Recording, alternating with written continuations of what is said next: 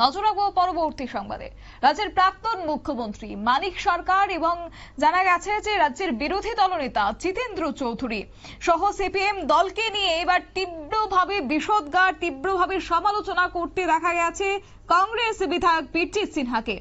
এবং একটি বিষয় না বললেই নয় যে বিগত ডিসেম্বর মাসের 17 তারিখ কৈলাসহর শহরে মহকুমা কমিটির সম্মেলনকে কেন্দ্র করে দলীয় প্রকাশ্য জনসভায় বক্তব্য রাখতে গিয়ে বিরোধী দলনেতা জিতেন্দ্র চৌধুরী কংগ্রেস দলকে নিয়ে এবং বিধায়ক বীরজিৎ সিনহাকে নিয়ে আক্রমণাত্মক বক্তব্য রেখেছিল এবং তারই পরিপ্রেক্ষিতে এবার সাংবাদিক সম্মেলন করে বীরজিৎ সিনহা এর পাল্টা জবাব দিলেন।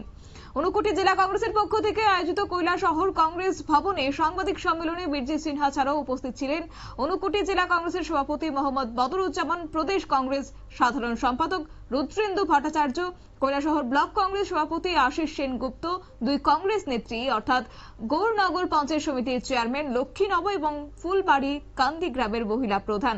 গোটা বিষয় নিয়ে আজকের বক্তব্য কি রয়েছে শুনুন।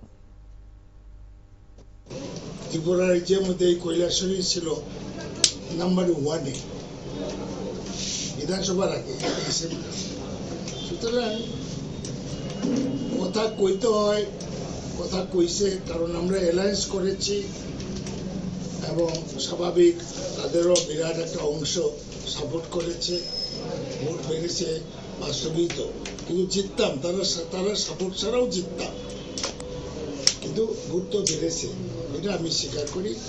কিন্তু উনি যেভাবে কটূক্তি করেছে অহংকারের সঙ্গে, আমি তো জেনেছি এত লম্বা লেকচার দিয়েছে কর্কশ শব্দে, এবং ওনার পাশে বসা প্রাক্তন মুখ্যমন্ত্রীকেও উনি বক্তৃতা দেওয়ার সুযোগ দেওয়ার ইচ্ছা ছিল না, শুনেছি। উনিও বলেছেন যে আমি আর বক্তৃতা দেবো না, কারণ তখন হয়ে গেছে, লোক নাই, তো সবাই রিকোয়েস্টে মানিকবাবু আবার ভাষণ দিয়েছে, এগুলো খবর পায়, সত্য মিথ্যা তো জানি না।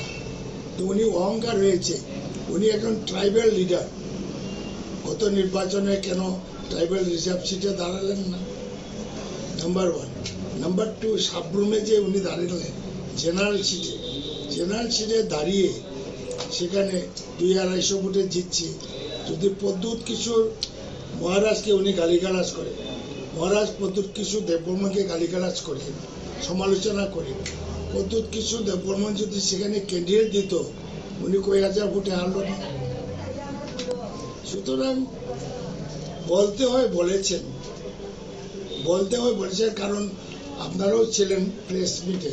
আগরতলাতে কংগ্রেস বিশ্বাসঘাতক, এটা জবাবে তো আমি বলেছি, পরগাছা, স্বর্ণলতা, এটা তো বলবোই।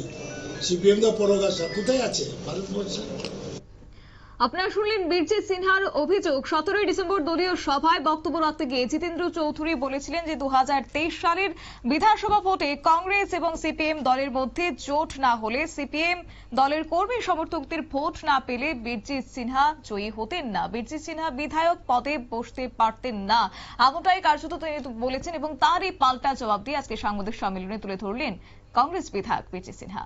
নিয়ে নিচ্ছে ছোট্ট একটি বিজ্ঞাপন বিরতির, সঙ্গে থাকুন।